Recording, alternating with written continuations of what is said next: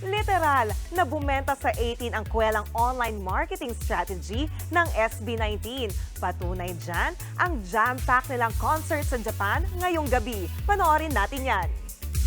Major success ang pagtatag world tour ng P-pop kings na SB19 sa Japan. Punong-puno ang venue.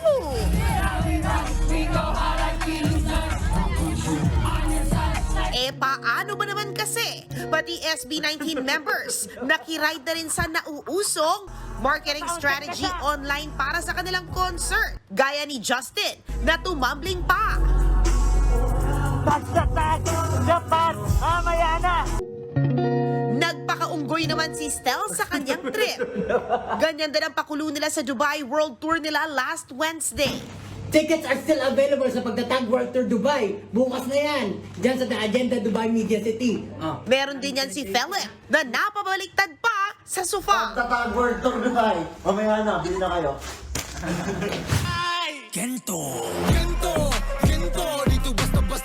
Speaking of SB19, umabot na sa 40 million mark views ang music video nito sa YouTube.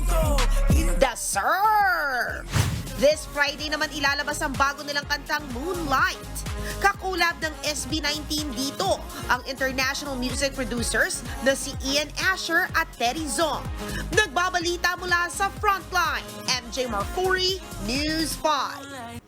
Mga kapatid, Jania Lipon po, laging maging updated sa latest sa entertainment and lifestyle para maging una sa balitaan.